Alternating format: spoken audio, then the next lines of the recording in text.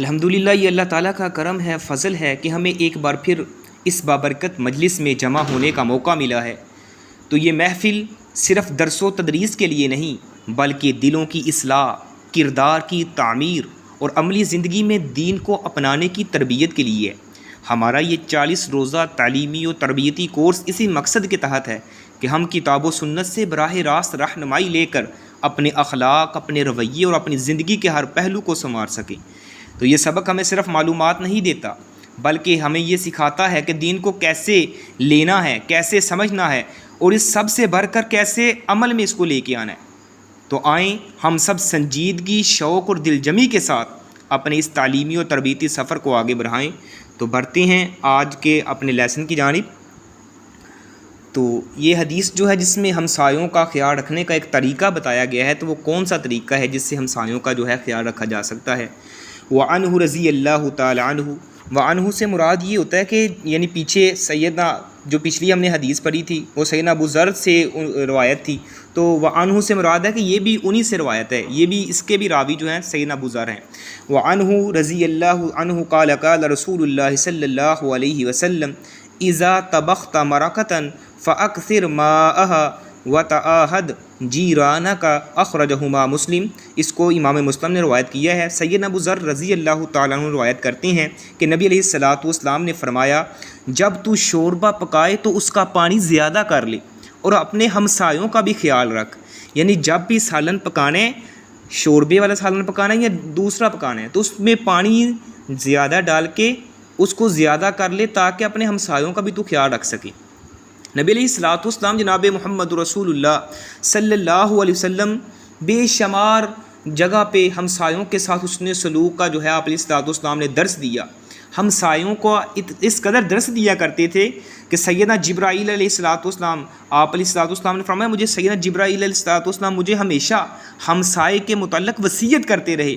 یہاں تک کہ میں نے گمان کر لیا کہ کہیں وہ اسے وارث نہ بنا دیں، یعنی اللہ تعالیٰ ہمسایوں کو وراثت میں شامل نہ کر دے۔ اس لیے ہمسایوں کے ساتھ اس قدر حسن سلوک کا جو ہے وہ اللہ تعالیٰ نے حکم دیا ہے۔ نبی علیہ الصلوۃ والسلام جو ہیں بار بار تاکید کرتے تھے حسن سلوک کے حوالے سے کہ اپنے ہمسایوں کے ساتھ حسن سلوک کیا جائے۔ کہ سیدنا کہ نبی علیہ الصلوۃ والسلام نے فرمایا کہ مجھے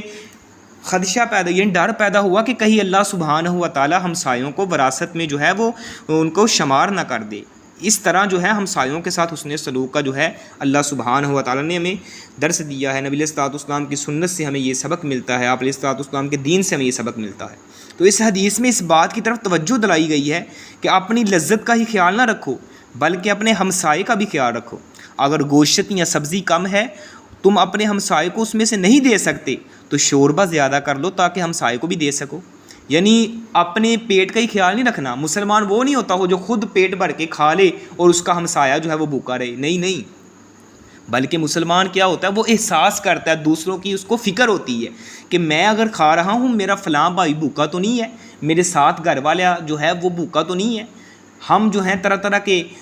مرغ غذائیں کھا رہے ہیں، ہمارے گھر والے پڑوس والے پتہ نہیں انہوں نے سادہ روٹی بھی کھائی ہے کہ نہیں، ان کا بھی خیال کرنا چاہیے، ان کا بھی خیال رکھنا چاہیے۔ یہ ہمسایوں کے ساتھ حسن سلوک کے حوالے سے آپ علیہ الصلوۃ والسلام درس دے رہے ہیں۔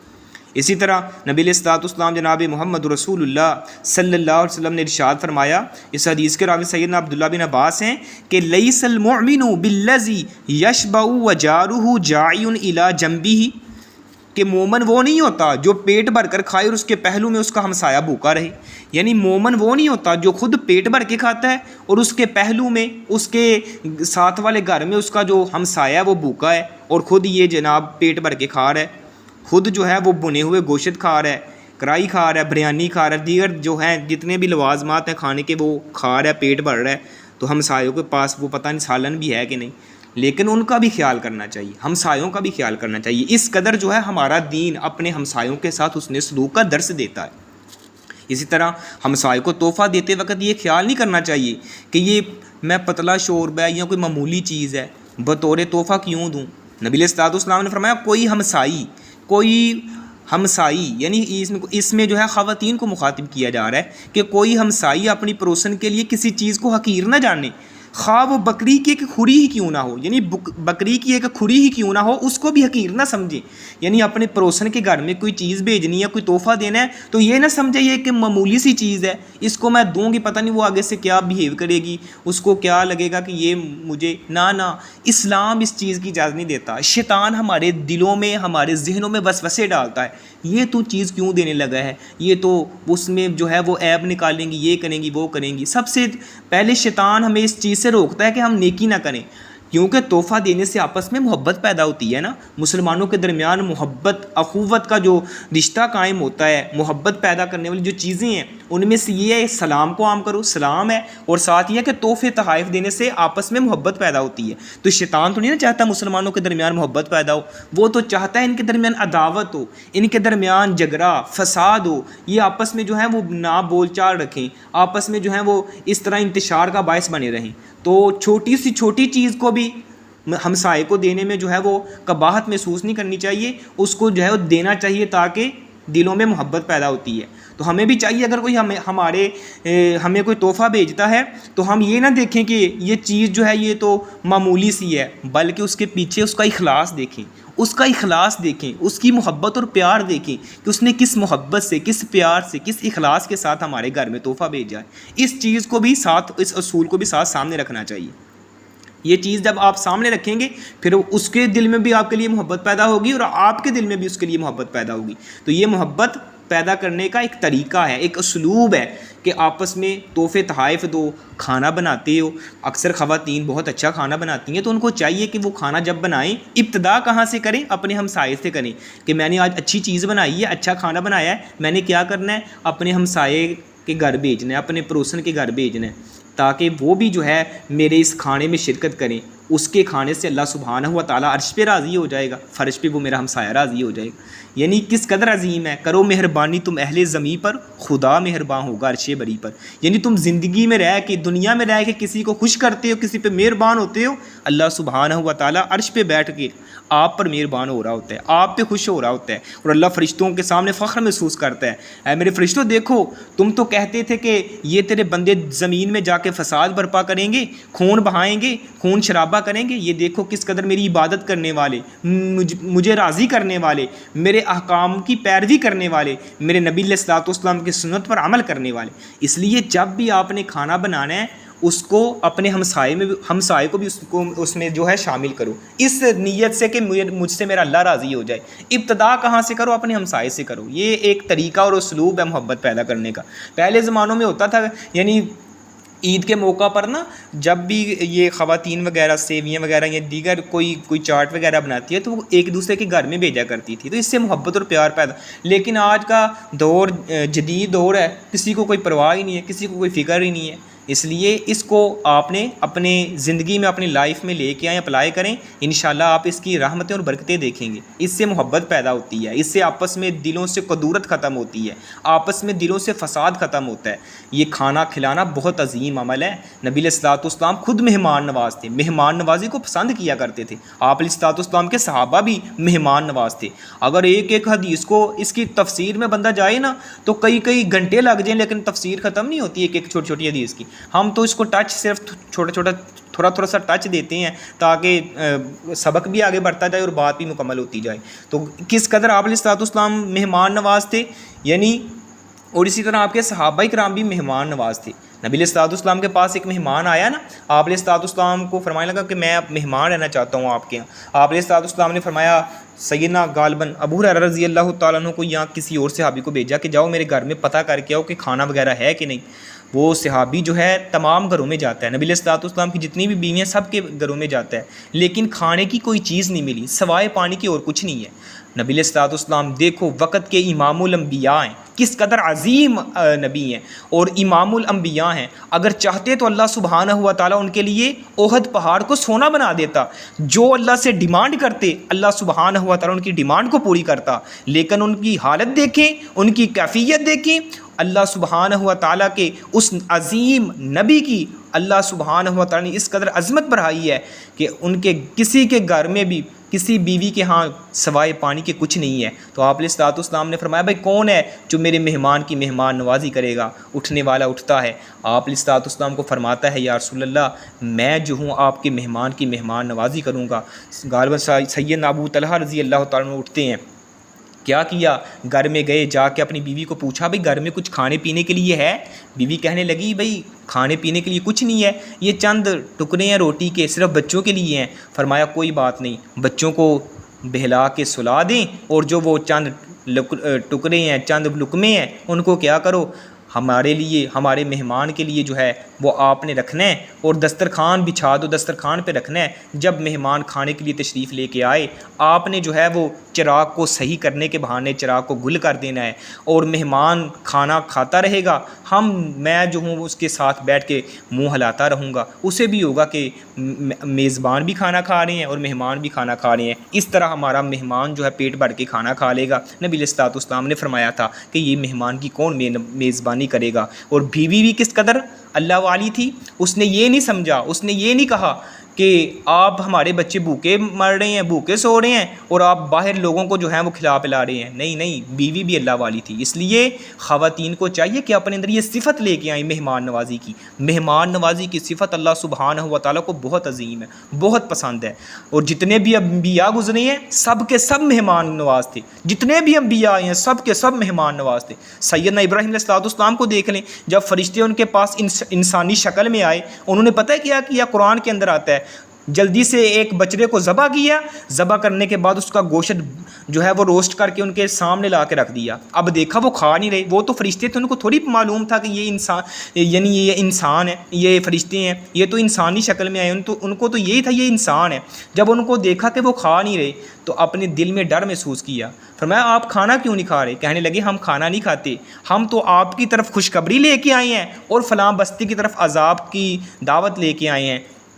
آپ کے لیے خوشخبری لے کے آئے ہیں۔ تو کس قدر پتہ معلوم کیا ہوا کہ سیدنا ابراہیم علیہ الصلوۃ والسلام بھی مہمان نواز تھے، جتنے بھی انبیاء آئے ہیں سب کے سب مہمان نواز تھے۔ اس لیے مہمان نوازی کی صفت اپنے زندگی میں لے کے آئیں، اس کو لے کے آئیں کہ اللہ محبتیں پیدا کرتا ہے، دلوں سے قدورتیں اور عداوتیں ختم کرتا ہے۔ تو جب وہ کھانا کھانے کے لیے مہمان آیا، اس کی وائف نے، اس کی بیوی نے ویسے ہی کیا اور مہمان پیٹ بھر کے کھانا کھا لیتا ہے۔ صبح ہوتی ہے، نبی علیہ الصلوۃ والسلام کی بارگاہ میں وہ صحابی آ رہا ہے، آپ علیہ الصلوۃ والسلام مسکرا رہے ہیں، تبسم فرما رہے ہیں۔ اللہ سبحانہ و تعالیٰ نے عرش سے جو ہے وہ سیدنا جبرائیل علیہ الصلوۃ والسلام کو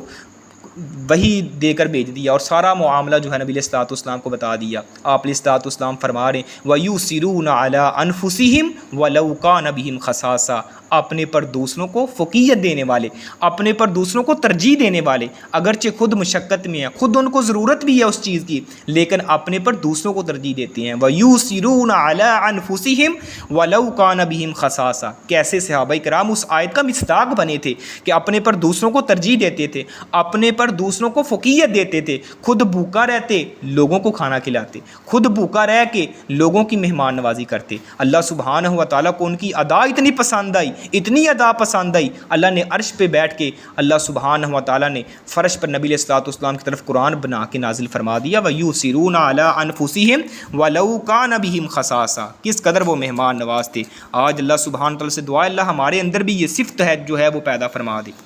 تو بڑھتے ہیں اگلی حدیث کی جانب۔ اس حدیث میں مسلمان کی مدد اور پردہ پوشی کی فضیلت کو بیان کیا گیا ہے۔ وعن ابی ہریرہ رضی اللہ عنہ قال قال رسول اللہ صلی اللہ علیہ وسلم من نفس عن مسلم قربۃ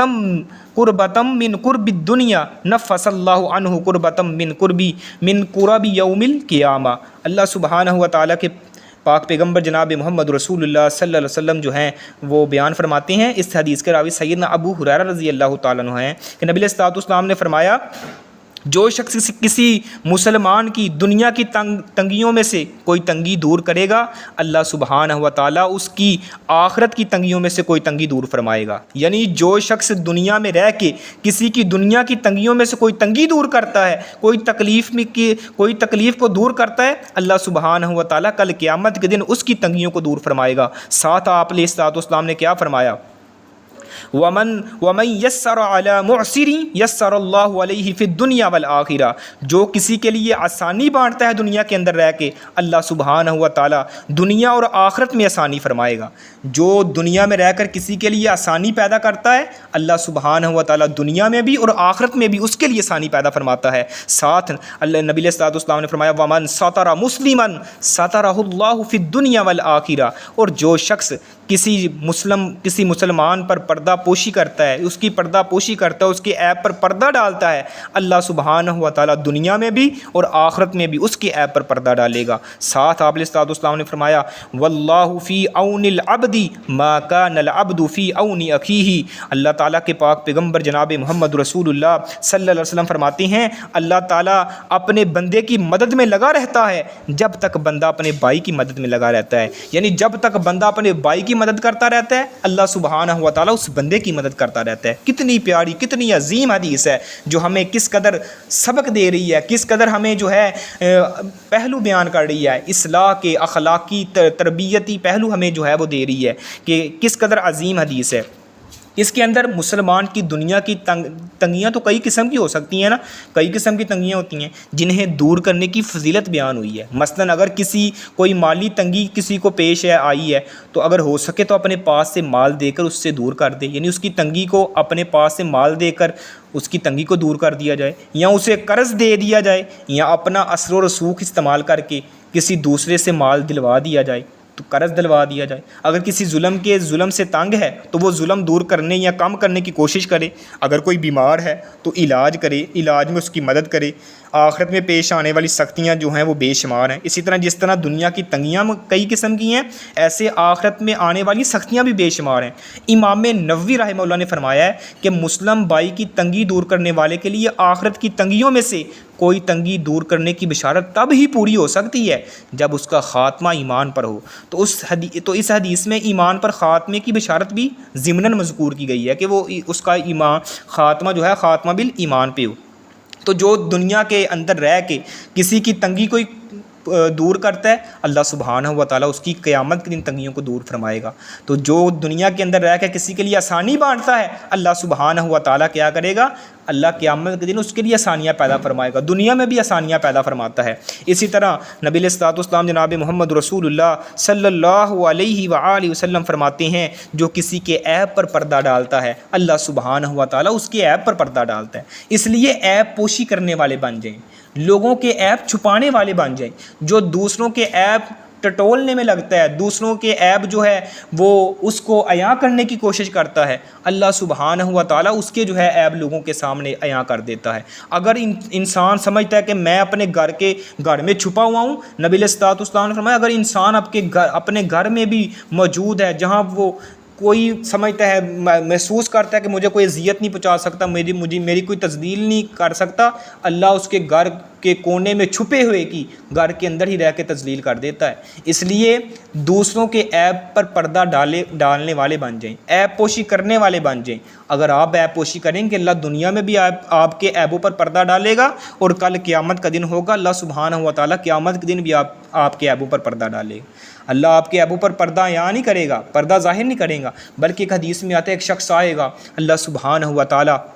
اس پر جو ہے اپنی رحمت کی چادر جو ہے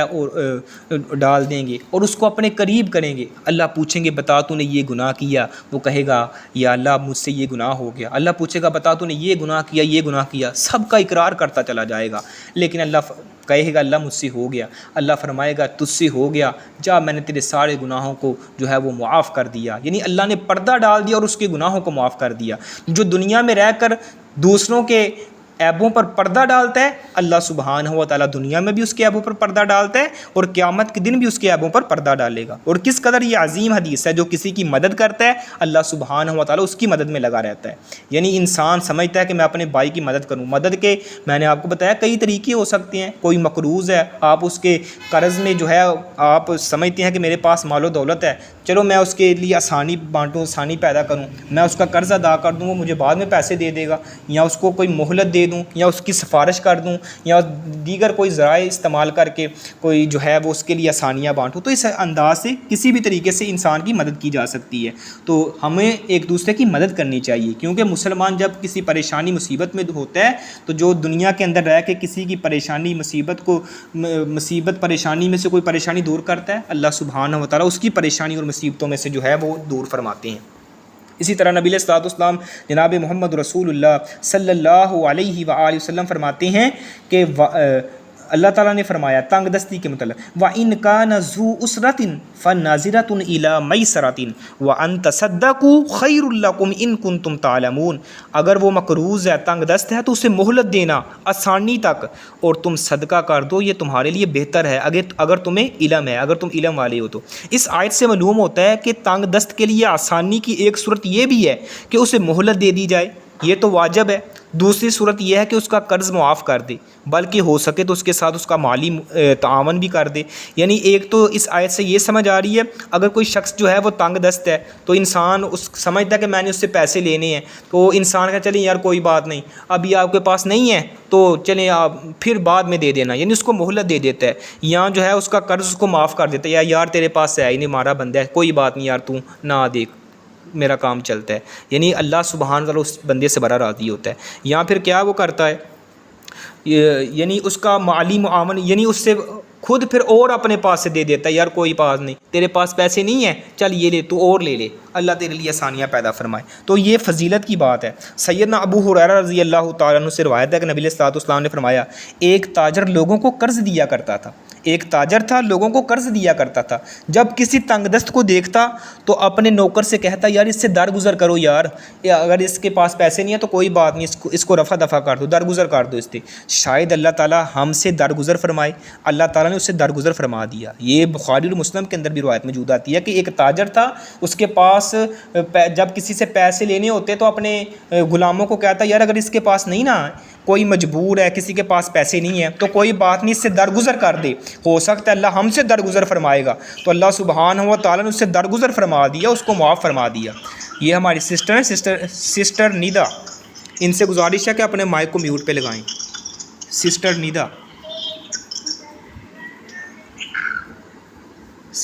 سے گزارش ہے اپنے مائک کو میوٹ پہ لگائیں۔ سسٹر سمینہ سے گزارش ہے کہ یہ ان کو ذرا کہیں کہ مائک میوٹ پہ لگائیں۔ تو یعنی جو کسی کی تنگ دستی پریشانی مصیبت کو دور کرتا ہے، اللہ سبحانہ و تعالیٰ اس کی پریشانی اور مصیبت کو دور فرماتا ہے۔ اسی طرح جو شخص کسی تنگ دست پر آسانی کرے گا، اللہ تعالیٰ دنیا اور آخرت میں اس پر آسانی فرمائے گا۔ معلوم کیا ہوتا ہے کہ اگر تنگ دست پر سختی کرے گا تو اللہ اس پر سختی کرے گا۔ یہ بھی معلوم ہوا کہ کوئی شخص خوشحال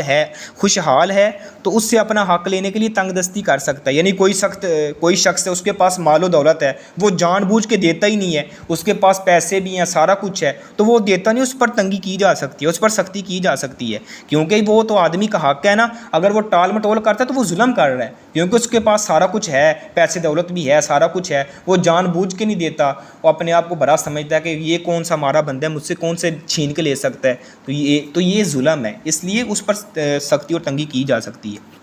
اسی طرح نبی علیہ الصلوۃ والسلام نے فرمایا من ستر مسلمن، جو کسی مسلمان کی لغزش یا غلطی پر اس کو مطلع اس کو پتہ ہو، پھر اس پر پردہ ڈال دے تو اسے یہ اجر ملے گا، اللہ تعالیٰ دنیا اور آخرت میں اس پر پردہ ڈال دے گا۔ دنیا میں اس طرح کے اسے ایسی غلطی سے ہی محفوظ رکھے گا، یا اگر ایسی غلطی کر بھی بیٹھے تو کسی کو معلوم نہیں ہوگی۔ یعنی ایک تو مطلب یہ نکلتا ہے نا کہ اللہ تعالیٰ جو ہے دنیا کے اندر اس کی غلطیوں پر پردہ ڈالے گا، تو اس کا ایک مطلب یہ ہے کہ اسے اللہ جو ہے غلطی سے محفوظ کر لیتا ہے، غلطی سے اس کو بچا لیتا ہے۔ یہاں کوئی غلطی ہو بھی جاتی ہے تو اللہ سبحانہ تعالیٰ لوگوں کو معلوم ہی نہیں ہونے دیتا، اور آخرت میں اللہ تعالیٰ اس کے گناہ معاف کر دے گا اور اس کے برے اعمال ظاہر نہیں کرے گا۔ تو جو شخص چھپ کر گناہ کرے اس پر پردہ ڈالا جائے گا، لیکن جو شخص کھلا جو ہے اعلانیہ گناہ کرتا ہے، نافرمانی کرتا ہے، روکنے سے بھی نہیں رکتا، تو اس کا معاملہ ان لوگوں کے پاس پہنچایا جائے گا جو اسے روک سکیں، کیونکہ اگر خاموشی اختیار کی جائے تو یہ برائی میں اس کی مددگار ہوگی۔ اللہ تعالیٰ فرماتے ہیں نا تعاونوا علی البر والتقوی، یعنی نیکی کے کام میں، اچھائی کے کام میں تعاون کرو، ولا تعاونوا علی الاثم والعدوان، گناہ اور زیادتی پر ایک دوسرے کی مدد مت کرو، گناہ اور زیادتی پر ایک دوسرے کے معاون نہ بنو۔ اس طرح حدیث کے راویوں کی کمزوریوں پر پردہ ڈالنا جائز نہیں ہے، یعنی کوئی حدیث جو ہے وہ بیان کر رہا ہے تو اس کے اندر اس کے خامیاں پائی جا رہی ہیں، وہ اپنی طرف سے جو ہے وہ باتیں آگے پیچھے بیان کر کے جو ہے وہ لوگوں کو بتا رہا ہے، تو اس پر پردہ نہیں ڈالا جائے گا، اس کو مطلع کیا جائے گا بھئی آپ ایسے ہی اپنے پاس سے جو ہے حدیثیں نبی پاک کی طرف منسوب کر کے بتائی جا رہے ہو، تو اس سے جو ہے وہ دین کے اندر جو ہے وہ ملاوٹ پیدا ہوتی ہے۔ تو جو ملاوٹ کرتا ہے وہ کیا کر رہا ہے؟ بدعت ایجاد کر رہا ہے۔ تو کل بدعت ضلالہ وکل ضلالۃ فی النار، ہر بدعت گمراہی ہے اور ہر گمراہی جو ہے وہ جہنم کی طرف لے کے آنے والی ہے۔ تو اس طرح یہ حدیث کے اندر بھی اس چیزوں کو ذکر کیا گیا ہے، اور جو کسی مسلمان بھائی کو خوش کرتا ہے تو یہ ایک افضل امر ہے۔ نبی علیہ الصلوۃ والسلام نے فرمایا افضل الاعمال ان تدخل علی اخیک المؤمن سرورا او تقضی عنہ دینا او تطعمہ خبزا، سب سے بہتر کام یہ ہے کہ تو اپنے مومن بھائی پر خوشی داخل کرے یا اس کی طرف سے قرض ادا کرے یا اسے روٹی کھلا دے، یعنی سب سے بہترین عمل نبی علیہ الصلوۃ والسلام نے فرمایا یہ ہے کہ تو کیا کرے؟ اپنے مومن بھائی پر خوشی داخل کرے، یعنی ایسے سمجھ لیں سادہ لفظوں میں کسی کے چہرے پہ مسکراہٹ ہو اور اس کی مسکراہٹ کے پیچھے وجہ آپ ہو، یعنی یہ کس قدر عظیم عمل ہے، یعنی بات کو سمجھیں کس قدر یہ نکتہ ہے، یعنی کسی کے چہرے پر خوشی ہو، مسکراہٹ ہو، تبسم ہو، اور اس کی خوشی تبسم مسکراہٹ کی وجہ آپ ہو، تو یہ سب سے افضل عمل ہے۔ ایک بات۔ دوسری بات، نبی علیہ الصلوۃ والسلام جناب محمد رسول اللہ صلی اللہ علیہ وسلم فرماتے ہیں یا اس کی طرف سے قرضہ ادا کر دے، یعنی وہ مقروض ہے اس کی طرف سے قرضہ ادا کر دے، یا وہ بھوکا ہے اسے روٹی کھلا دے۔ تو یہ تین چیزیں ایک ہی حدیث میں بیان کی گئی ہیں، یہ افضل الاعمال یعنی افضل اعمال ان کو کہا گیا ہے کہ تو اپنے بھائی کے چہرے پہ مسکراہٹ، خوشی کا اظہار کرے کسی بھی طریقے سے، وہ سمائل پاس کرے، وہ خوش ہوتا ہے تجھ سے، تیرے کام سے، تیرے اس انداز سے، تیرے اخلاق سے، تیرے کردار سے یا دیگر معاملات سے، تو یہ اس کے پیچھے وجہ آپ ہو، تو یہ افضل عمل ہے۔ اسی طرح اس کا تو قرضہ ادا کرتا ہے، یہ بھی افضل عمل ہے، یا پھر تو کیا کرتا ہے اس سے کوئی کھانا کھلا دیتا ہے، تو کھانا کھلانا گویا کہ افضل عمل ہے۔ اللہ تعالیٰ بندے کو عمل کی جزا اس عمل کی طرح ہی دیتے ہیں، کوئی پردہ ڈالے تو پردہ ڈالتے ہیں، تنگی دور کرے تو اللہ اس کی تنگی دور کرتا ہے، کوئی مومن کی مدد کرے تو اللہ اس کی مدد کرتا ہے، کوئی مومن کو رسوا کرے تو اللہ اس کو رسوا کر دیتا ہے، اس لیے ان چیزوں کا خاص خیال رکھنا چاہیے۔ اسی کے ساتھ ساتھ آگے والی حدیث ہے جس میں نیکی کا راستہ دکھانے کا اجر بیان ہو رہا ہے۔ وعن ابی مسعود رضی اللہ عنہ قال قال رسول اللہ صلی اللہ علیہ وسلم من دل علی خیر فلہ مثل اجر فاعلہ اخرجہ مسلم، اسے امام مسلم نے روایت کی ہے۔ سیدنا ابو مسعود رضی اللہ تعالیٰ عنہ سے روایت ہے کہ نبی علیہ الصلوۃ والسلام نے فرمایا جو شخص کسی کو بلائی کا یعنی اچھائی کے کام کا راستہ دکھائے اس کے لیے بلائی کرنے والے کے ثواب کی طرح ہی ثواب ہے، یعنی کوئی کسی کو نیکی کی طرف دعوت دیتا ہے، نیکی کی طرف اس کو راستہ دکھاتا ہے، تو جتنا ثواب نیکی کرنے والے کو ملا ہے اتنا ہی ثواب اللہ تعالیٰ نیکی کی طرف رہنمائی کرنے والے کو، نیکی کی طرف گائیڈ کرنے والے کو بھی ثواب عطا فرماتے ہیں، یعنی کس قدر عظیم عمل ہے۔ ایک شخص وہ ہے جو نیکی کر رہا ہے، اس کو تو فضیلت، اس کو تو ثواب ملنا ہی ملنا ہے۔ ایک وہ شخص ہے جس نے اس کو گائیڈ کی ہے، اس کی رہنمائی کی ہے، اس کو نیکی کی طرف لے کے آیا ہے، اللہ سبحانہ و تعالیٰ اس کو بھی نیکی کرنے والے کے برابر ثواب عطا فرما رہے ہیں۔ کس قدر عظیم دین ہے، کس قدر اسلام جو ہے محبت، اخوت اور بھائی چارے والا دین ہے، کس قدر اسلام جو ہے عظمت والا دین ہے۔ انسان کسی کی رہنمائی کرتا ہے، کسی کو اچھا مشورہ دیتا ہے، کسی کے ساتھ جناب بھائی چارے کا کوئی معاملہ کرتا ہے، اللہ سبحانہ و تعالیٰ اللہ کسی کا بدلہ نہیں رکھتے، اللہ اس پر بھی جو ہے انسان کو نیکیاں عطا فرماتا ہے، اللہ اس پر بھی انسان کو اجر و ثواب عطا فرماتا ہے۔ اسی کے ساتھ ساتھ نبی علیہ الصلوۃ والسلام کی یعنی اس حدیث سے کیا فائدے نکل رہے ہیں کہ جو شخص کسی کو نیکی کا کام کوئی بتائے گا اسے نیکی کرنے والے جتنا اجر مل جاتا ہے۔ جریر بن عبداللہ رضی اللہ تعالیٰ عنہما سے روایت ہے کہ نبی علیہ الصلوۃ والسلام نے فرمایا جو شخص اس میں اچھا طریقہ جو کتاب و سنت سے ثابت ہو جاری کرے، یعنی وہ طریقہ جاری کرتا ہے جو کتاب و سنت سے ثابت ہے، تو اس کے لیے اس کا اجر ہے، اور ان سب لوگوں کا اجر ہے جو اس کے بعد اس پر عمل کریں گے بغیر اس کے کہ ان کے اجر میں کوئی کمی واقع ہو۔ یعنی کوئی شخص کتاب و سنت کے مطابق کوئی طریقہ ایجاد کرے، کوئی عمل، کوئی ایسا عملی اقدام کرے، تو لوگ بھی جو ہیں وہ اس پر تعاون کرتے ہیں، اس پر جو ہے اس کو فالو کرتے ہیں، اس کام کو اپنی زندگی میں لے کے آتے ہیں، تو جتنے لوگ اس عمل میں داخل ہوں گے ان سب کا اجر و ثواب یعنی ان کو بھی ثواب ملے گا اور ان سب کے برابر اجر و ثواب اس کو بھی ملے گا جس نے جو ہے وہ نیک کام کی ابتدا کی ہے۔ تو جو نیکی کرنے والے لوگ اس میں شامل ہوئے ہیں ان کے اجر و ثواب میں کمی نہیں واقع ہوگی، یعنی جو نیکی کر رہے ہیں اس کے اجر و ثواب میں کوئی کمی نہیں واقع ہوگی۔ اللہ سبحانہ تعالیٰ ان کے برابر اس شخص کو جتنا ان سب نے جو ہے عمل کیا ہے ان سب کی نیکیاں اس اکیلے بندے جس نے ابتدا کی تھی اس کو بھی عطا فرما رہے ہیں۔ تو جو نیکی باقی کرنے والے ہیں ان کی نیکیوں میں کمی واقع نہیں ہوتی۔ اس طرح نبی علیہ السلام کی حدیث ہے نا، من فطر صائما فلہ مثل اجرہ، جو کسی کا روزہ افطار کرواتا ہے اس کو روزہ رکھنے والے کے برابر اللہ سبحانہ تعالیٰ ثواب عطا کرتے ہیں۔ یعنی روزہ افطار کروانا ایک ایسا عظیم عمل ہے کہ جو کسی کا روزہ افطار کرواتا ہے جتنا ثواب روزہ رکھنے والے کو ملا ہے اتنا ہی اللہ روزہ افطار کرنے والے کو عطا کرتا ہے، اور روزہ رکھنے والے کے ثواب میں کمی واقع نہیں ہوتی۔ یعنی یہ حدیث ایز اے ایگزامپل کے طور پہ میں آپ کے سامنے لے کے آیا ہوں کہ یعنی جو نیکی کرنے والا ہے اس کے اجر و ثواب میں کمی واقع نہیں ہوتی، بلکہ جو ابتدا کرتا ہے اللہ اس کو بھی اجر و ثواب عطا فرماتے ہیں۔ اس طرح آپ کسی کو اچھائی کا حکم دیتے ہیں تو کوئی اچھائی پہ لگ جاتا ہے، آپ کو پہلے بھی ثواب ملا ہے، اب جو کوئی آپ کے کہنے پہ نیکی کرے گا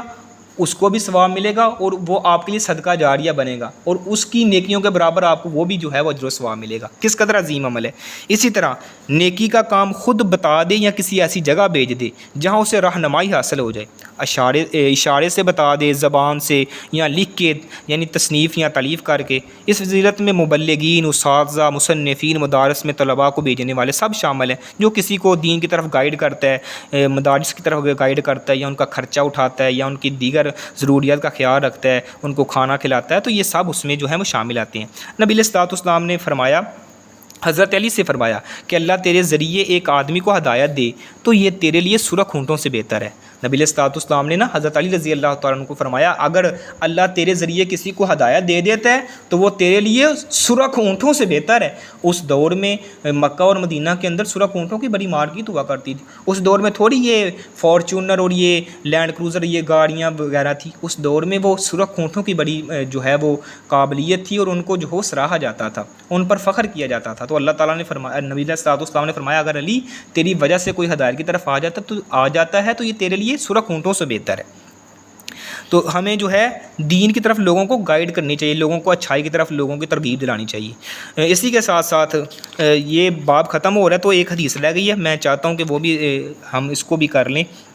یہ حدیث ہے کہ اللہ کے نام پر کیا گیا سوال رد نہ کیا جائے۔ وعن ابن عمر رضی اللہ تعالی عنہما عن النبی صلی اللہ علیہ وسلم قال من استعاذکم باللہ فاعیذوہ ومن سألکم باللہ فاعطوہ ومن اتی الیکم معروفا فکافئوہ فإن لم تجدوا فادعوا له اخرجہ البہقی۔ اس جو ہے امام بہقی نے بیان کیا کہ سیدنا عبداللہ بن عمر سے روایت ہے کہ نبی علیہ السلام نے فرمایا جو شخص تم میں سے اللہ کے نام کے ساتھ پناہ مانگے تو اسے پناہ دو، اور جو شخص تم سے اللہ کے نام کے ساتھ سوال کرے اسے دعا دو، اسے دو یعنی اس کو دو، کوئی چیز عطا کرو، اور جو تم سے اچھا سلوک کرے اس سے بدلہ دو۔ اگر تم بدلہ دینے کے لیے تمہارے پاس کوئی چیز نہیں ہے تو اس کے لیے دعا کرو، اس قدر دعا کرو کہ آپ کو معلوم ہو جائے کہ آپ نے اس کا جو ہے حق ادا کر دیا ہے۔ یعنی یہ حدیث ہے، یہ ابو داؤد ابن حبان اور حاکم نے اس روایت میں یہ لفظ زیادہ کیے ہیں کہ فَإِن لَمْ تَجِدُوا فَادْعُوا لَهُ حَتَّى تَعْلَمُوا أَنَّكُمْ قَدْ کفعتموہ، یعنی اگر تمہیں بدلہ دینے کے لیے کوئی چیز نہ ملے تو اس کے لیے اتنی دعا کرو کہ تمہیں یقین ہو جائے کہ تم نے اسے بدلہ دے دیا ہے۔ ترمذی میں جابر رضی اللہ تعالی عنہ سے روایت ہے کہ نبی علیہ السلام نے فرمایا جو شخص کو کوئی عطیہ دیا جائے، یعنی کسی شخص کو کوئی عطیہ دیا جاتا ہے تو وہ کوئی چیز پائے تو بدلہ دے دے، جو نہ پائے تو وہ تعریف کر دے۔ یعنی اگر کسی کو کوئی تحفہ دیا جاتا ہے تو اس کو چاہیے کہ وہ بھی بدلے میں تحفہ دے، اگر وہ تحفہ نہیں دے سکتا، اس کے پاس کوئی چیز نہیں ہے تو وہ اس کی تعریف کر دے، کیونکہ جس نے کسی کی تعریف کی اس نے شکر ادا کیا، اور جس نے احسان کو چھپایا اس نے ناشکری کی۔ تو سیدنا اسامہ بن زید سے روایت ہے کہ نبی علیہ السلام نے فرمایا جس شخص سے کوئی بلائی کی جائے اور وہ بلائی کرنے والے کو یہ کہے جزاک اللہ خیراً، جزاک اللہ خیرا، اللہ تجھے بہتر بدلہ دے، تو اس نے تعریف کا حق ادا کر دیا ہے۔ یعنی آپ کے ساتھ کوئی اچھا سلوک کرتا ہے، آپ کو کوئی تحفہ دیتا ہے، کوئی آپ کی دیگر ضروریات پوری کرتا ہے یا کوئی معاونت کرتا ہے، تو آپ کے پاس کوئی چیز نہیں ہے دینے کے لیے، لیکن کم از کم آپ اس کو یہ دعا دیتے ہیں جزاک اللہ خیرا، یعنی یہ کہتے ہیں تو آپ نے اس کا بہتر بدلہ دے دیا۔ یہ نبی अलैहिस्सलाम फरमा रहे हैं। इसी तरह आपने उसकी तारीफ़ का हक़ अदा कर दिया, यानी आपने उसको अप्रीशिएट करने का हक़ अदा कर दिया। इसकी वजह ये मालूम होती है कि आदमी ये कहता है कि तुम्हारा एहसान मुझ पर इतना बड़ा है, इतना बड़ा है कि मैं उसका बदला नहीं दे सकता, उसका बेहतर बदला तुझे अल्लाह ही अता करेगा। ये इंसान अपनी ज़ुबान से इकरार कर रहा है कि जज़ाकल्लाहु खैरा, अल्लाह तुझे इससे बेहतर बदला अता करे, मैं तो तुम्हारे जो है वो इस एहसान का बदला नहीं दे सकता। जो अल्लाह के नाम पर पनाह मांगे उससे पनाह दो, खा तुमसे किसी को नुकसान का अंदेशा हो या किसी दूसरे से अल्लाह के नाम पर मांगे तो उसे दो। यानी कोई आपसे अल्लाह के नाम पर कोई सवाल करता है, कोई तंग दस्त है, तो उसको जो है, एक तो ये है कि साइल को तो वैसे ही देना चाहिए, अगर वो साथ अल्लाह का जो है वो नाम शामिल कर रहा है तो अल्लाह के नाम जब दरमियान में आ जाए तो उस जो कदर जो है वो लाजम जितना आपके पास हो सके अपनी इस्तात के मुताबिक उसके साथ मुआमलत करनी चाहिए। लेकिन बाज़ हमारे मुआशरे में लोगों ने जो है ये मांगने वाले जो हैं बेकारी लोग जो हैं, इन्होंने तो एक बाकायदा पेशा बना लिया है। नबी अलैहिस्सलाम की हदीस है, जो मांगने वाले हैं, इन जो ऐसे बेजा सवाल करते हैं ना किसी से, कल क़यामत का दिन होगा इनकी यानी जिस्म पर जो है यानी हड्डियों के ऊपर मांस नहीं होगा, ये गोश्त नहीं होगा, यानी खाली ढांचा होगा। जो लोग ये ऐसा पेशा वाराना ये तरीका इख्तियार कर लेते हैं, तो अगर आपके पास है इस्तात के मुताबिक तो दे दो, अगर नहीं है तो उससे मुआवज़त कर लो, यही है। इसी के साथ साथ मखलूक से वो चीज़ मांग सकता है जो उसके इख्तियार में हो, यानी इंसान किसी से वो चीज़ मांगे जो उसके इख्तियार में है, जो उसके इख्तियार में नहीं है यानी मखलूक के इख्तियार में नहीं है, तो उससे वो चीज़ मांगेगा तो वो तो अल्लाह के साथ शिरक होगा ना। यानी आप किसी के साथ किसी से ऐसी चीज़ का मुतालबा करते हैं जिसकी वो ताकत नहीं रखता, इस्तात नहीं रखता, यानी लोग जाते हैं अपने बुज़ुर्गों के पास या कब्रों पे जाते हैं, उनसे जाके जो है वो औलाद का मुतालबा करने लग जाते हैं या रिज़्क़ का मुतालबा करने लग जाते हैं, या कहते हैं हमारी ज़िंदगी में ये वो इस तरह के दीगर डिमांडें करते हैं, तो ये अल्लाह की ज़ात के साथ शिरक है। औलाद देना थोड़ा ये बुज़ुर्गों और कब्रों वालों का काम है, ये तो अल्लाह सुब्हानहू तआला की ज़ात का काम है ना। अल्लाह जिसे चाहे बेटे अता करे, जिसे चाहे बेटियाँ अता करे। तो आज ये मैंने ज़रा मुख्तसर किया है। अल्लाह सुब्हानहू तआला से दुआ है जो कुछ सुना है, जो सुनाया है, अल्लाह मेरे समेत हम सबको अमल करने की तौफीक अता फरमाए। आज इंशाअल्लाह हमने ये 4 अहादीस पढ़ी हैं और ये हमारा दूसरा बाब भी मुकम्मल हो गया है, यानी इसके किताब के 6 अबवाब थे। तो पहले हमने पिछले हफ्ते जो है उसका टेस्ट दिया था, अब ये जो हमारा बाब जो है ये कंप्लीट हुआ है, बाबुल बिर्रि वसिला, नेकी करने और रिश्तेदारी मिलाने के बयान के बारे में जो है। तो इंशाअल्लाह सोमवार को इसका टेस्ट है, इसको आप तमाम सिस्टर से गुजारिश है कि इसको तैयारी करें, अच्छे अंदाज से समझें। अगर किसी जगह से समझ नहीं आती या कोई मामला दरपेश आता है तो आप ज़रूर जो है वो गाइड ले सकते हैं, रहनुमाई ले सकते हैं। जज़ाकुमुल्लाह। अगर किसी का कोई सवाल है तो वो पूछ सकता है।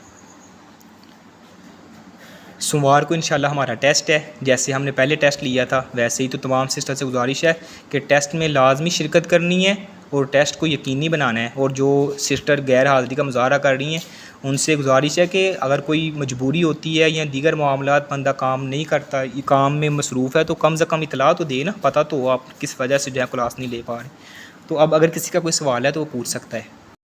चलें ठीक है, बहुत शुक्रिया। जज़ाकुमुल्लाह। सुब्हानकल्लाहुम्मा रब्बना व बिहम्दिका व नशहदु अल्ला इलाहा इल्ला अंता नस्तगफिरुका व नतूबु इलैक। अस्सलामु अलैकुम व रहमतुल्लाहि व बरकातुहू। माशाअल्लाह मैं आँख में देखा मेरा पुत्र की परांधा